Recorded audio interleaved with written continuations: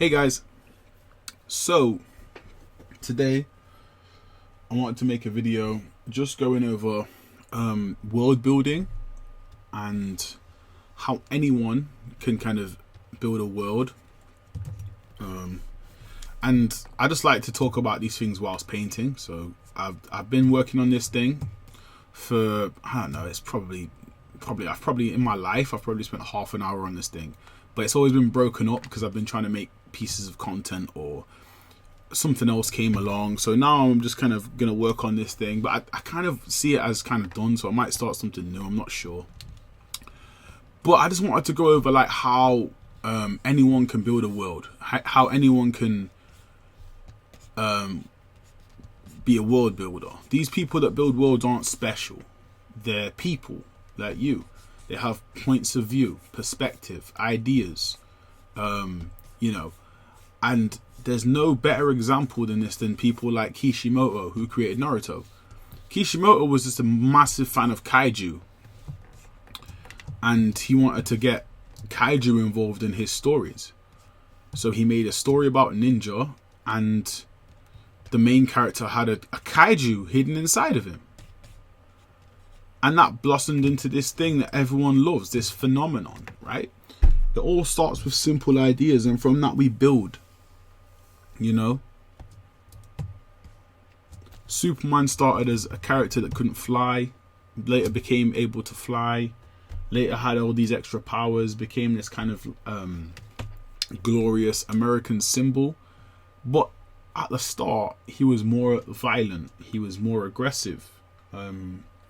He was a symbol of his time. The original Superman character had psychic abilities before they made him into the superhero strongman kind of character that they end up going with. My point is, anyone can build a world. There has been many hundreds of thousands of people, authors, artists, writers, which are basically authors, but people that have created worlds. So don't feel discouraged when it comes to creating your own world. Just go and create your world and, enjoy the process. Try and enjoy the process of creating your world,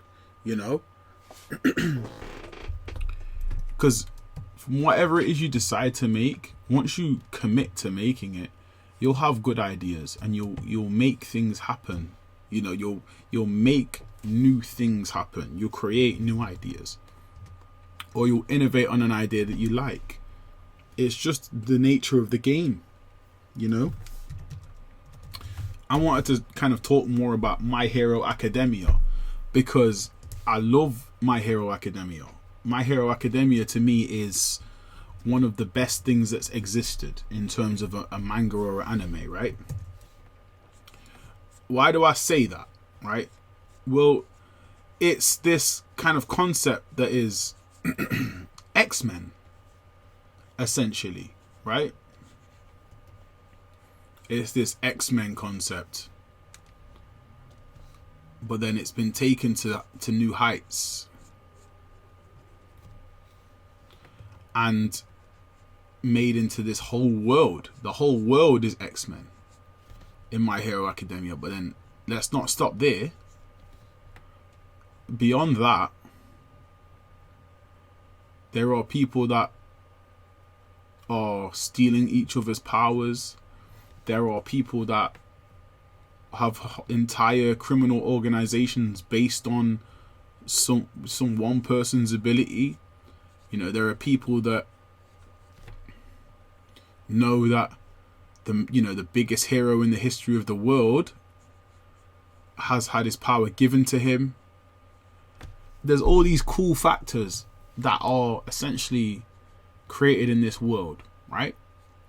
And they exist from an idea. And I'm not saying Horikoshi, the author of My Hero, was a huge X-Men fan. We don't know. But he's took influence from a lot of things. All Might is obviously a Superman analog. He's that symbol of peace, but he's Japanese. He's that top dog hero. Every power is off the charts. All of his Everything on his scale is off the charts. His strength is off the charts. His speed is off the charts. His endurance is off the charts. You know, he doesn't have all the powers Superman has, but if he did, it would be ridiculous anyway. And the funny thing is, in fact, we won't even get into spoilers, but the funny thing is, and I'll say this, All Might's successor will probably have a bunch of powers that All Might didn't have, or All Might couldn't access. And we'll see why later on in the series. But my point is about My Hero Academia is that it's this beautiful concept that came from a similar idea. It's a complete and utter innovation of what, you know, we was given, or we have been given with X-Men. Because X-Men for the most part is a good concept, but they've been following a lot of the same kind of storylines and a lot of the same character beats for a long time. You know? And this is the beauty of anime and manga. They build worlds. Whereas X-Men is a great concept, but it exists within the Marvel universe, which is its own world, right? And it's also a take on our world, so it can't be a completely fresh concept because it's meant to be related to the world we live in. Now, for me, and if you guys are wondering what I'm drawing, I'm gonna get back to My Hero Academia and the world building point after. So I don't know what, when I started this, I had no idea what this was. Now I'm guessing it's some kind of Golden Age Batman leaping, doing something. I think I need to kind of sort out his anatomy though a little bit. But I say Golden Age Batman because he's got these really long ears, and that was on purpose, by the way. But so My Hero, you have to kind of like look at it as anime and manga are these incredible conduits where they allow an author to take one idea and push it. And often you'll see that idea get pushed to the limit. You'll see an idea pushed further than it's ever been pushed before. You'll see characters do things that they don't do in comic books because they're not focused on the same way.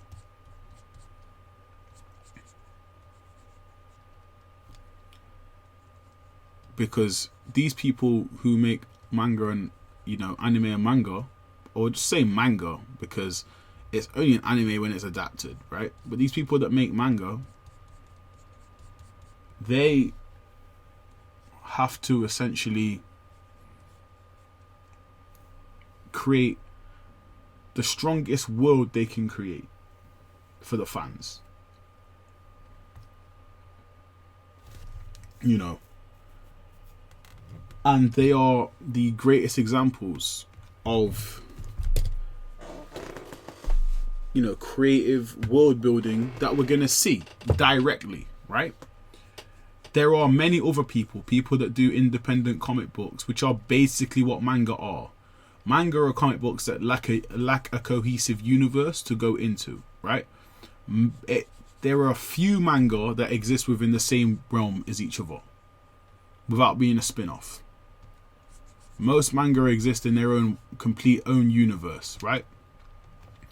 Whereas DC Comics, Marvel Comics, they exist in one universe. So there's certain rules they have to adhere to that the manga creators don't have to adhere to. You know, the manga creators can't just go destroying the world. I mean, the comic book creators can't just go destroying the world every issue. The manga creators can destroy the world or destroy a city whenever they feel like it. If you destroy a city within a comic book, you're going to have these massive repercussions. The whole world is going to feel the effects of that city being destroyed. The whole country is going to feel the effects of that city being destroyed. You know, there is so much things that come from something like that happening in a comic book. That'll probably, you know, the destruction of a whole city would probably lead to an event in a comic book, right? And this is my point. My point is this. Manga authors, independent graphic novel creators and writers who write books specifically with their own universes, their own characters, have to create something, have to create a world, you know, and be consistent and describe that world their own way. And that is why people love adapting books, and that is why people, you know, for the most part, love anime and manga, because each story is unique. They're not a part of a greater sum of pieces. It's not always, oh, well, if Wonder Woman was here, she would have saved Batman. Because a lot of the time, we can turn to DC Comics and say, I swear Batman and Wonder Woman are friends. So why is this happening in Gotham? This villain who has super strength and Batman struggling with him. Why doesn't Wonder Woman just come and smack this guy up? You know? And sometimes we can really come to that conclusion. All it would take would be for Batman to call someone. Oh, Bane's took over Gotham. Oh, Batman, call Superman. He's your friend. You've been friends. Just call him. It would make more sense, right? In My Hero Academia, if All Might can't make it there, he can't make it there because, you know, whatever else is going on.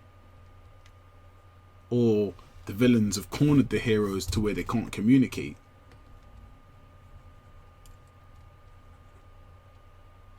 It all makes sense because that's the rules of the universe. Comics are so open-ended, right? But back to the topic of world building. My point is, these people that make manga and anime are just people. They don't have a special education in creative writing. They don't have thousands and thousands of years of creating things.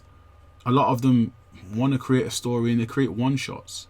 For example, the Attack on Titan author, they didn't let him create his book because his artwork wasn't good enough. But it's become one of the most influential stories ever. One of the greatest versions of dark fantasy that I've ever watched. But that guy wasn't allowed to have his book in a lot of the mainstream kind of like manga publications because of his art. Because his art wasn't good enough yet. Then he gets an anime that arguably has the best art of any anime that has existed for a while. Which is strange, right?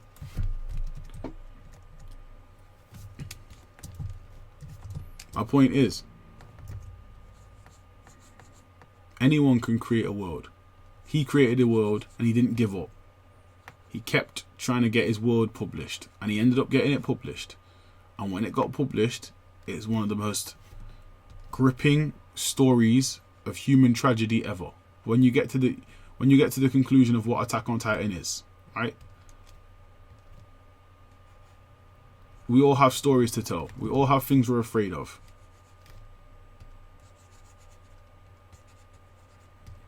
These people that build worlds aren't special. Tolkien wasn't special. Tolkien just loved what he did. George R.R. Martin isn't special. These people just love what they do. Just love it. Love your characters. Love your world. Think about these things. And just go out and do it, you know? So in my mind, this image, right? I have Batman. And he's like... So this is me changing the subject, right? I have Batman, right? And I have this kind of like semi-perspective idea of... He's just like falling. I don't know why he's falling. I don't know what's happening, right? And there's buildings and yah.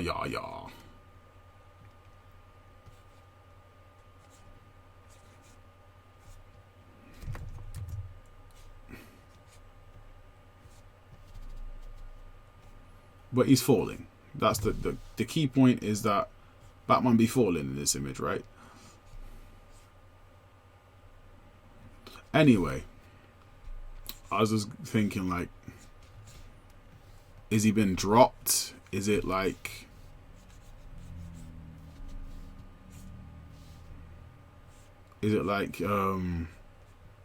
he's fought a villain and he couldn't catch them?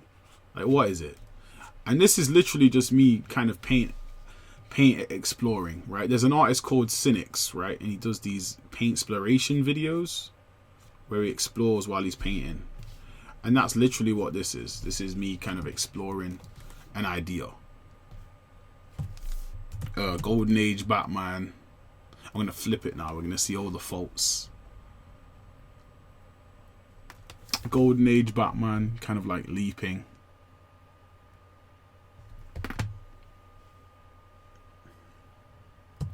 Cool.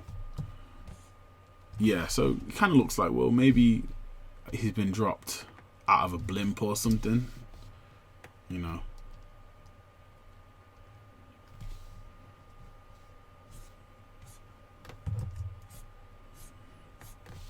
But my point is, you know, my key point to this whole video is, don't be afraid to be a creator. Just go and do it, you know. Your ideas are valuable. People care. People want to know. You put enough energy into it, people will want to know.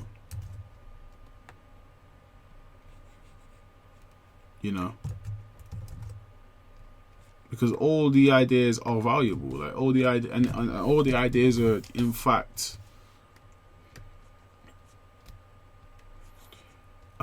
useful to other creators. As I said, Kishimoto he just liked kaiju. And if you don't know what kaiju are, it's like Godzilla, like giant kind of like monsters. He just liked giant monsters. That was his thing. And he went and created Naruto because of that. Deep character arcs and human moments, because he's a human being. He has human experiences. He has all these things that would help you create. He has inside of him. He's a human. You know? He's not a robot. And that's what I'm trying to express. I'm trying to express that, like,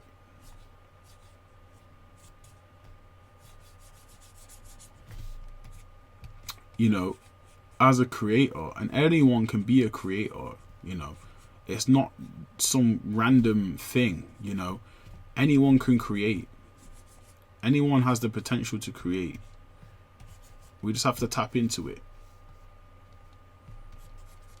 We just have to put work in, especially if you're already like an illustrator or something, and you want to make friggin', you know, comics, or you want to go forward and make a game or something like that, you know.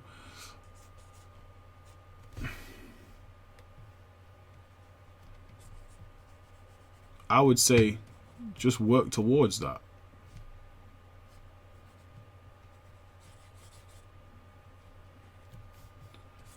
Alright, so what I just did was make a lot of block out images, right? So in these videos, I like to kind of teach Photoshop techniques or painting techniques, not so much. So I've decided that I'm kind of just going to ignore the perspective grid because I didn't set it up properly, right? So I'm just going to have like a loose perspective idea going on here. In fact, you know what? I was speaking to myself when I said, in fact, you know what? I was just thinking about this block out. So here we go. So yeah, this is it. This is kind of the idea that I'm going for. Bam, bam, bam, bam, bam, bam, bam, bam. So yeah, Golden Age Batman. Sorry, I kicked my printer by accident.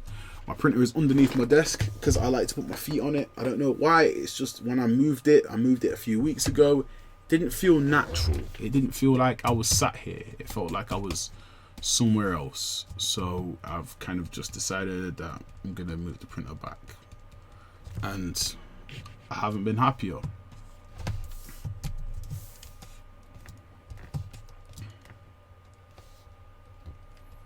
But it's interesting that I made a video about world building whilst drawing someone else's character, right? So what I'll do is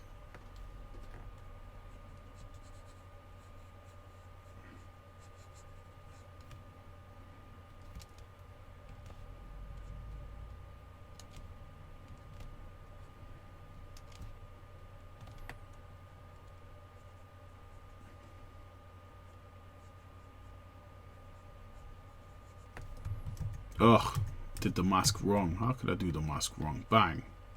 There it is. Simple stuff. Okay. I actually like this brush. This brush is very painterly.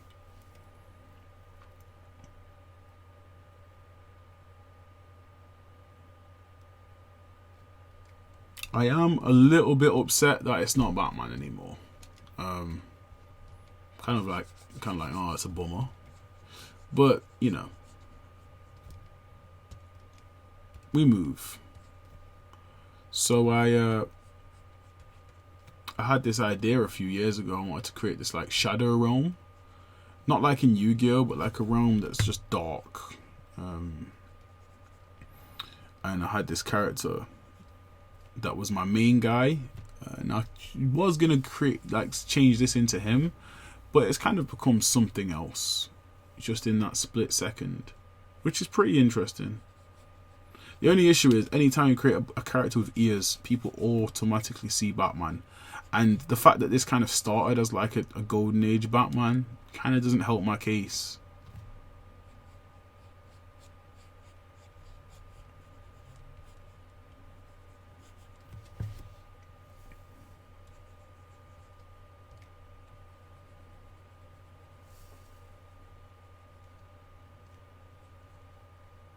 I just had this random idea, just like, let's add a third eye to it.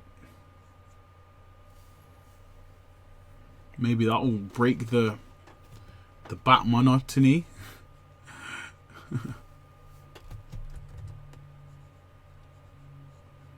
But yeah, I just decided with this channel, I'm just gonna have fun. Just gonna paint stuff and kind of babble a little bit and give my take on stuff. But yeah, I watched a video by Jake Parker, his latest video. So if you go to his channel, you'll see it. It's just the one about don't build your pile of rocks. He's saying if you want to create a world or something, you've got something you want to do, an artistic achievement that you want to do for yourself, just do it. Because if you kind of think about it for a long time, you'll never actually do it. And he's right. I've had so many things that I've thought about doing for years now. Like I wanted to, from like 2017, I think, right?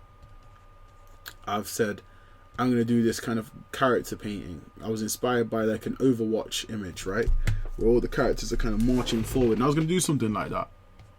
It's 2020 now, you know, and I was gonna do something like that because the time investment I didn't want to make.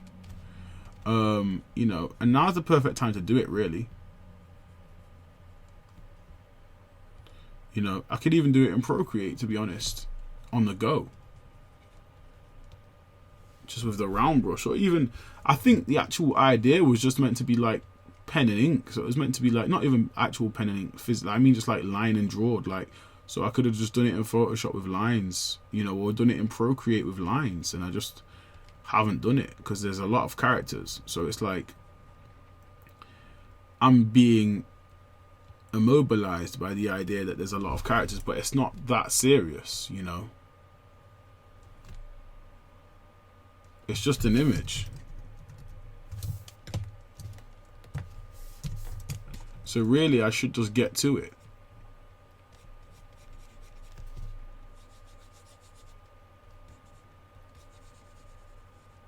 But I haven't. But if I did, it would have been done and I would be happy by now, you know. Maybe I'll make his ears pretty long.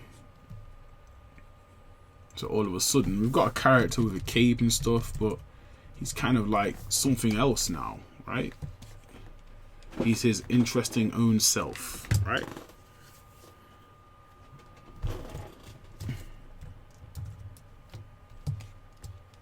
Maybe his cape kind of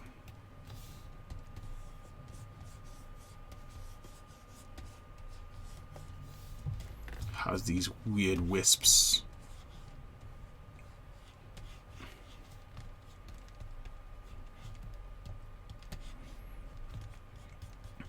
So I was one of those weird guys that didn't really like Spawn.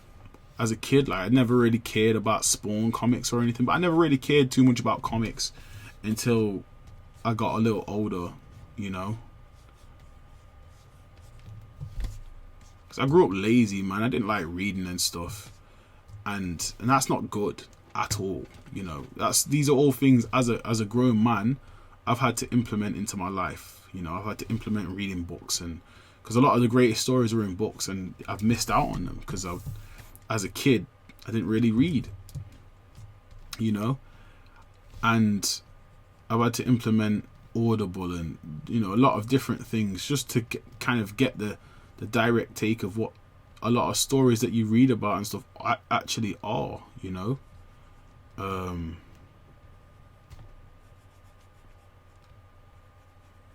But the point I'm trying to make is, had I cared more about comics as a kid, I might have cared about Spawn. But for me, it was always like, Spawn was always a character that I guess people loved for certain reasons. I guess it was the guns and the kind of spiritual attacks and stuff, or the kind of like demonic attacks and stuff. But I didn't really care too much for characters with guns, and I still don't really care too much for characters with guns. I just always thought it was a little bit of a cliche. And now I'm kind of like, I'm not that bothered. I'm not that upset by it. You know, they're necessary characters. They have to exist. There's always going to be the gunslinger type characters. But as a kid, I was always more concerned with the warrior, the guy with the sword, and, you know, the guy with a hand weapon, the guy that deflects bullets, the guy that bullets aren't affecting him, and I always had this disassociation with the real world. I always didn't like stuff like Grand Theft Auto and stuff like that growing up, because I just didn't care too much about regular human characters. I remember a lot of people saying, you never played GTA. And not really, no. You know, I remember I think it was 4, the one that came out where you're Nico Bellic. I think that was the guy's name.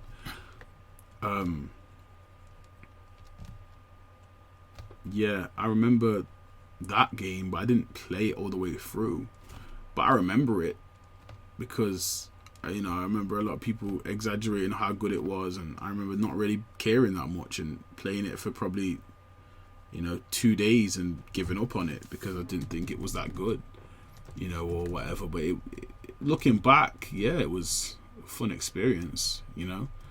But, you know, I just didn't care, you know.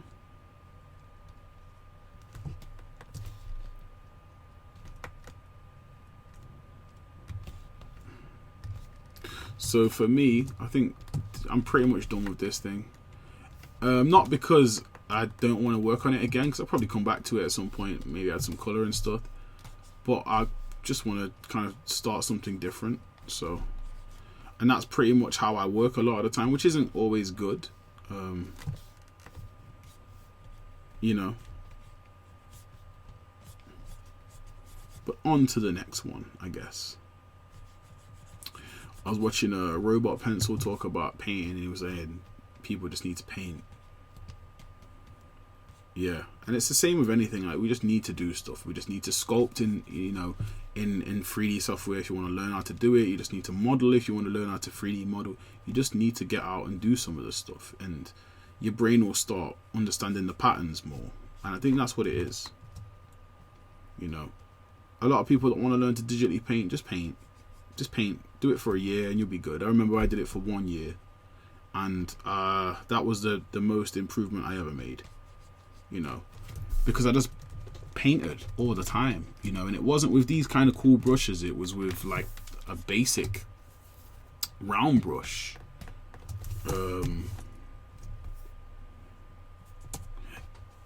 It was like, where is it?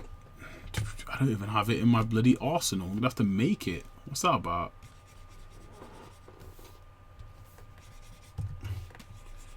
It wasn't even, in fact, was it this? It was similar to this.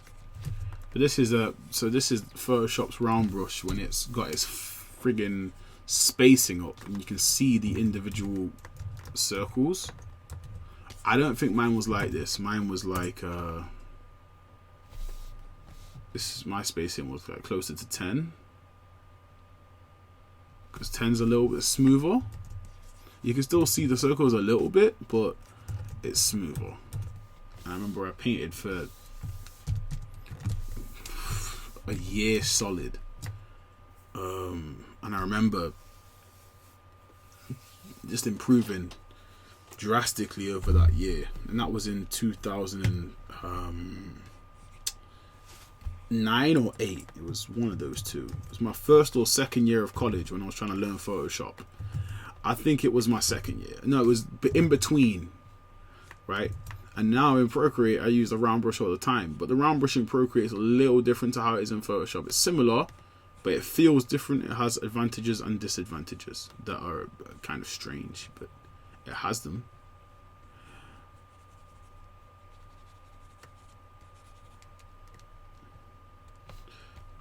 So I guess when people watch me paint, I make my decisions very fast of what my image is going to be. I kind of, from now, I know exactly what my image is going to be. I've already decided now what my image is going to be. Giant mech. And I decided I made this shape here, which kind of is probably going to be the mech's ear or something, but I made this shape, and I was like, yeah. And so I put face here, and you'll see. But yeah, so let's quickly get round. Bam.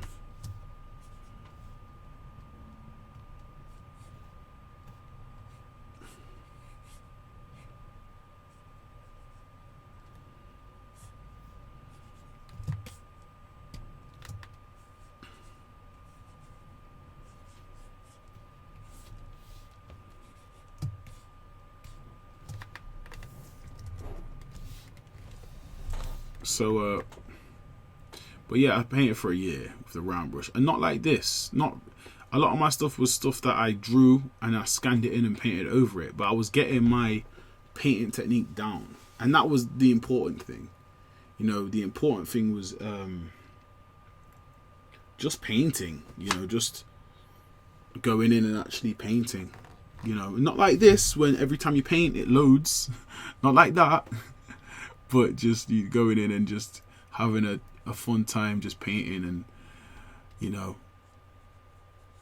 and I didn't just paint, you know, stuff in the, you know, from scans. I did some original characters. I did some like full on pieces of art that took me a few days, and you know, and I had fun. You know, it was a fun time. The development process was fun, you know. And then I remember watching a video about Van Gogh, and this, I never forgot this. There was an artist Van Gogh used to go and study with. I remember the guy said to Van Gogh, when you get the skills, the art skills, when you develop those skills, you'll think to yourself, why did I ever want the skills in the first place? You know, I never forgot why. I have this one thing I've wanted to create my whole life, and I still want to do it. But I get exactly what that guy was saying, because you get so lost in different processes, different ideas, different ways of working. You know, work people want you to do for them versus work you want to do for yourself. The type of work that gets you've seen. All these different things that don't have anything to do with like you know, and what it is that your goals are, and you essentially get lost in the source. You know, don't get lost in the source. Try and remember your original reason for wanting to draw. You know, I think my biggest inspiration as a kid was Dragon Ball Z. Because it was the coolest thing I ever saw. As you know, as a child, I was like, whoa. That stuff like Gundam Wing, that initial Toonami block, I pretty much owe my art life to that. I owe my whole art career to that.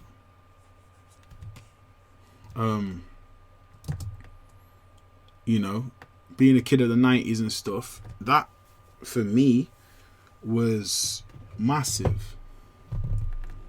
And that made me want to draw. That inspired me to draw in general, right? But as I said, you draw long enough and you start making decisions on the fly. Like, I decided exactly what this was going to be from a spec.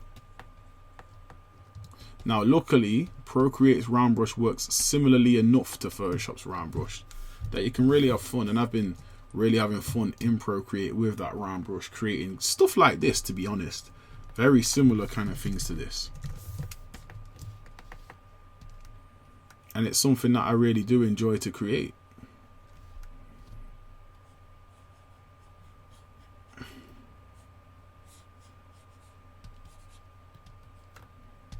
It's like an expression of kind of the younger me, but better than what he could have done, you know. And it's sad because you look back at, you know, your work as a younger version of yourself, and this version of you now makes him look like an idiot. But that just shows that progress has been made and you've worked hard, you know. I was watching a Kobe Bryant interview the other day, and he was talking about how he would make himself better than other players by, you know, just putting in way more hours per day. And it always checks out. I remember, you know, comparing myself to people of my own age group and always matching up. You know, the internet might not think I do, but I always personally, and I try to be as unbiased, I try to be as harsh on myself as possible. I always thought I matched up. You know, the only difference is I felt like these people were spending a lot more time on their art, and that's where we didn't match up. I was spending more time practicing, trying to get better, training. They were spending more time making products.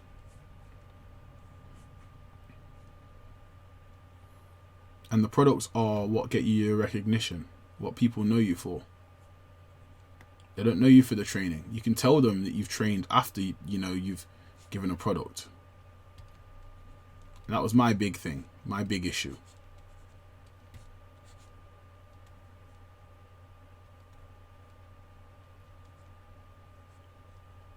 So I'd recommend to any young artist, make products, make art, make a lot of art, you know.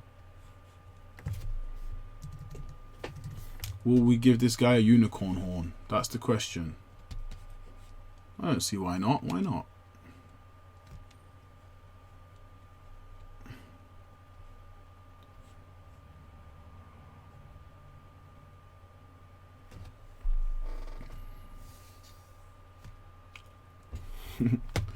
So every so often Photoshop just starts loading on me, and it's upsetting because I don't want it to load. Keep loading all the time. Load. I can't paint, you know. So yeah, here we go. It's a kind of unicorny horn thing, right? Front of his head. Bam.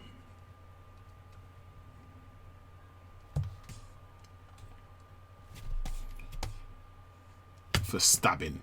For stabbing your opponents or whatever, you know, whatever you use a unicorn horn for.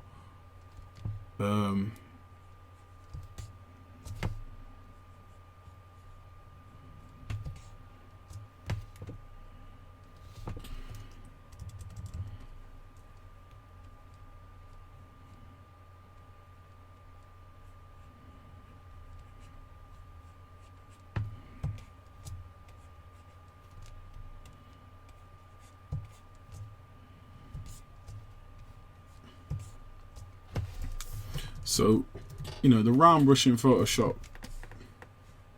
for years a lot of people used the round brush, and then kind of like as time went on, people kind of went away from it because it's kind of limited, you know. But for a lot of the basic stuff like this, it's kind of a good tool.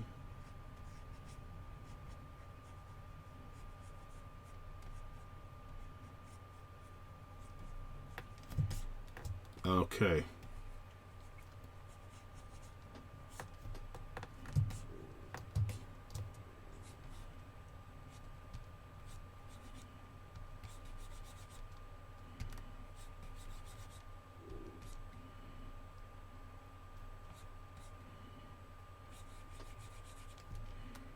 So what this is a shadow from the light.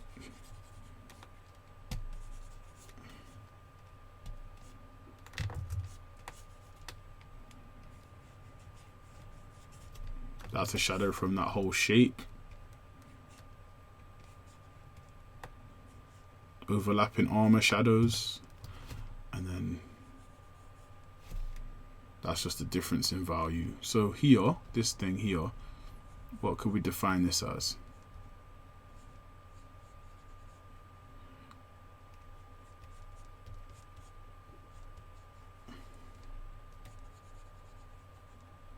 So sometimes, you know, you have to start thinking about things in, you know, in the three-dimensional kind of world. So this is the back of his head, right? You have to look at it like this. Bam. He has this head, and it kind of has a semi-curve in it, but for the most part, this is an object that faces the front. And on this side, it will have, you know, things that happen and blah, blah, blah. So maybe we put an energy core inside of this. And that's what it is. It's like the power core at the back of the head. Maybe that's his weak spot or something. Wouldn't that be interesting?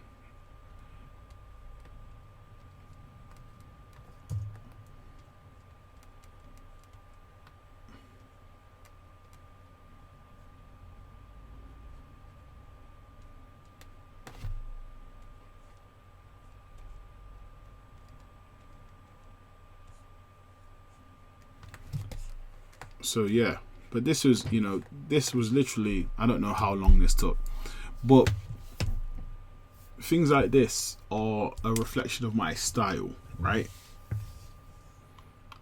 I don't think it's wise to shy away from your style. I think you should always think about who you are artistically, you know, because that's your gold. That's your selling point, who you are, you know. Absolutely is your selling point, you know.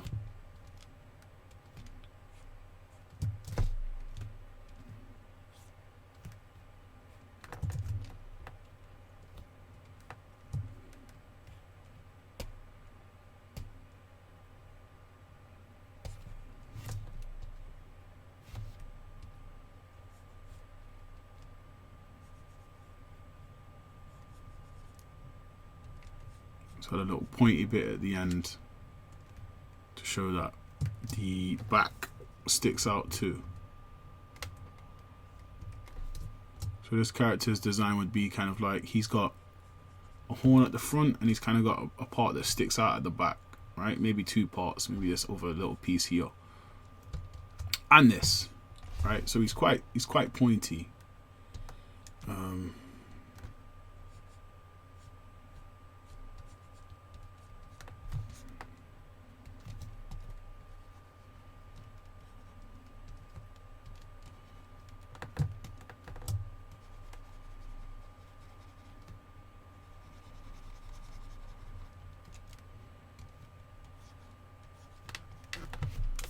Pow. Okay. And maybe we'll throw in a fist.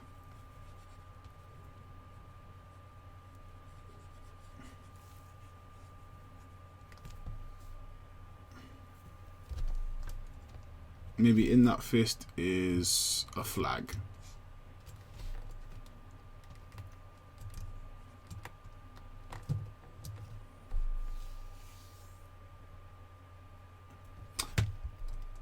This loading is stressing me, guys. But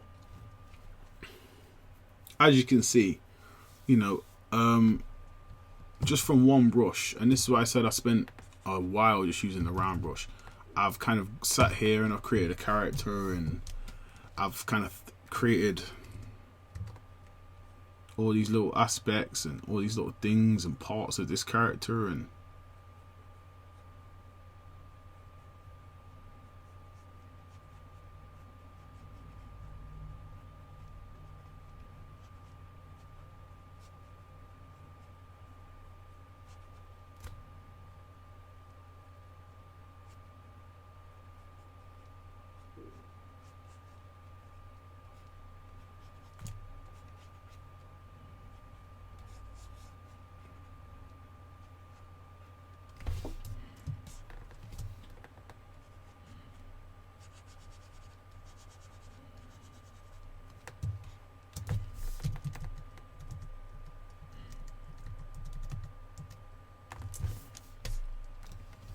When I created this, I did remember I wanted to create something to show scale on how big this guy is. I did specifically, that was something I had in mind, right? So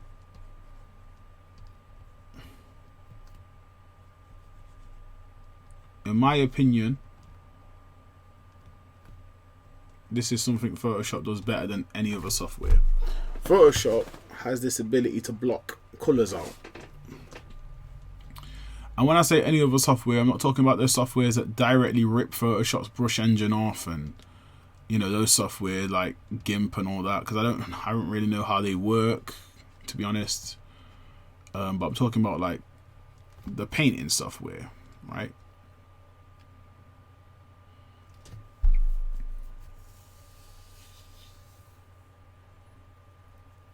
Photoshop is the best at blocking colors out.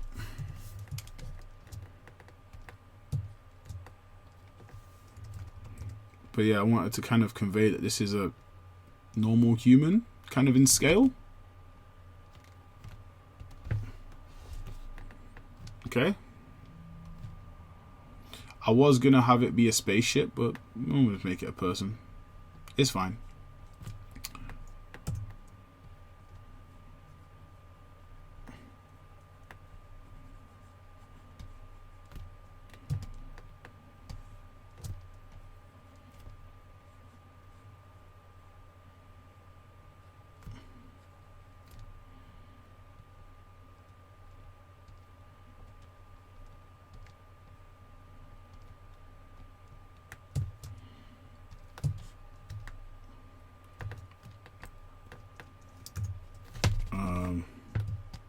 There we go.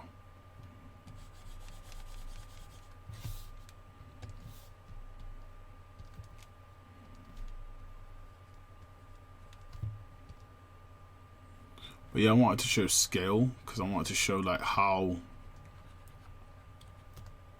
big this mech was that I was painting, because I kind of like to do giant mechs. So if this guy is kind of like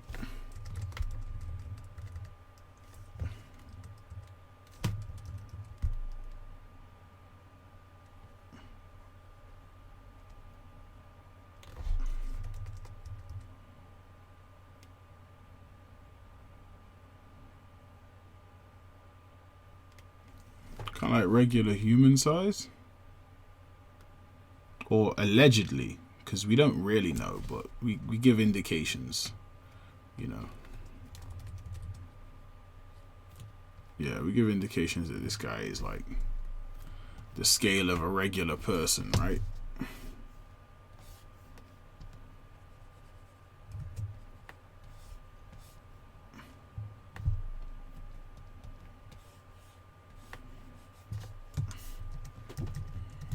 Cool. So if he is the scale of a regular person, then this guy is pretty big. And that is all I was really trying to do, but Photoshop's running really slow and it's stressful, you know.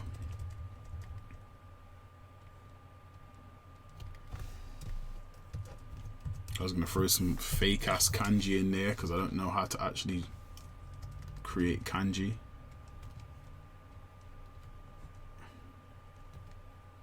Throw in some little kind of like little decor pieces. Every little helps. In the UK we have a supermarket and that's their slogan, Tesco. Every little helps. Bow.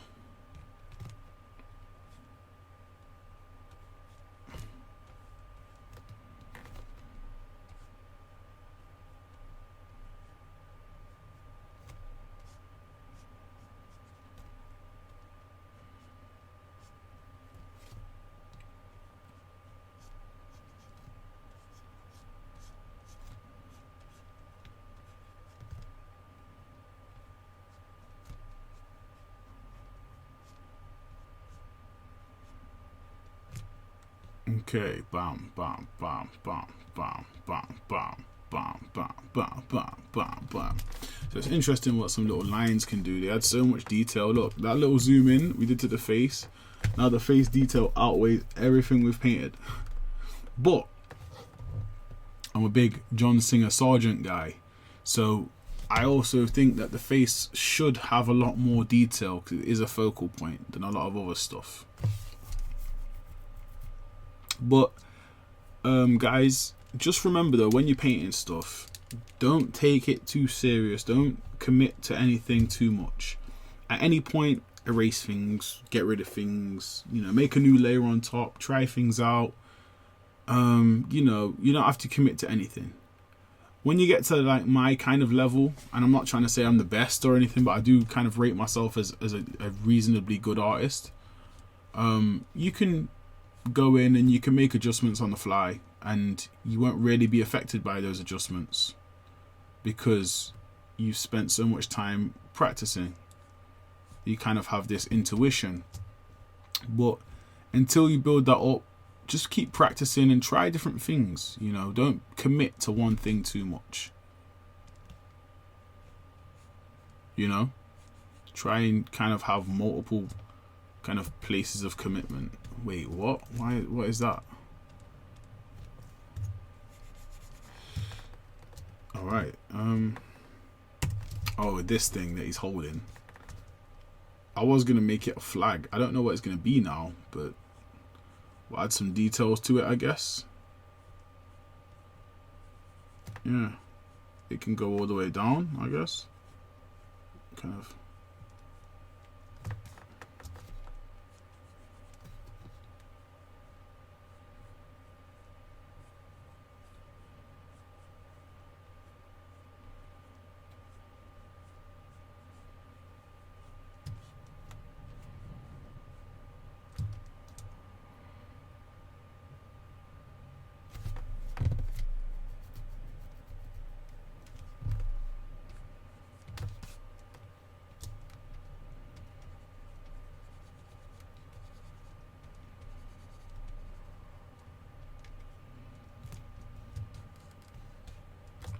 Alright guys, so I'm going to call this one a wrap. I'm going to zoom into it, let you guys look at it for what it is, and yeah, I think I'm going to call this one done.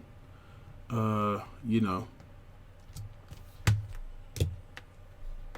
maybe zoom out a tad.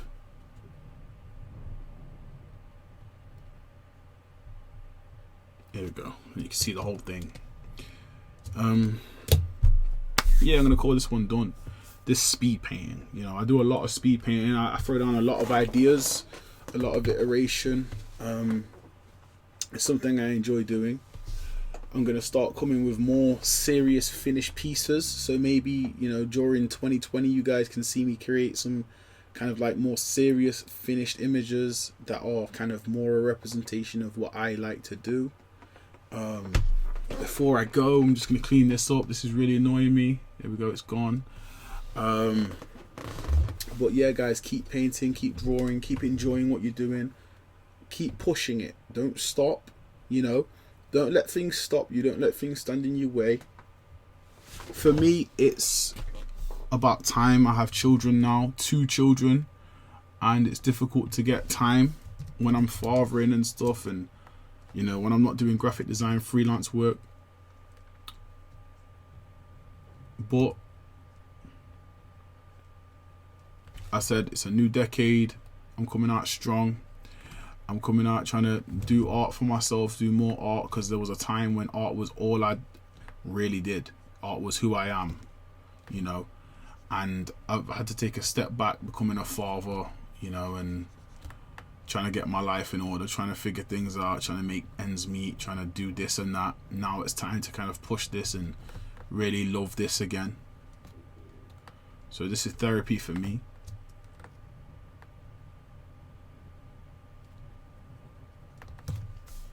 But yeah, I think that's where I'm gonna call this painting done. You know, it was a fun process. I like to kind of just go through things and have these ideas, you know. especially with the round brush, you know, just have these ideas and just kind of go in and kind of let these ideas come to life. So, you know, it's always enjoyable for me.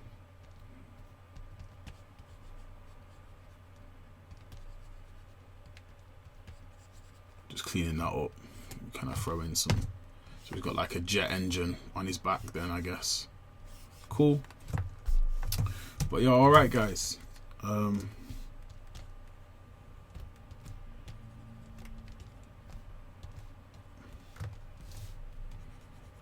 Can always go in and add some little specular highlights, I guess.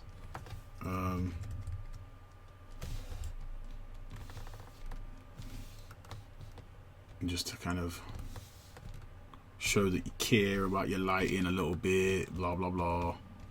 But yeah, all right, guys. I'll see you guys in the next one. Peace.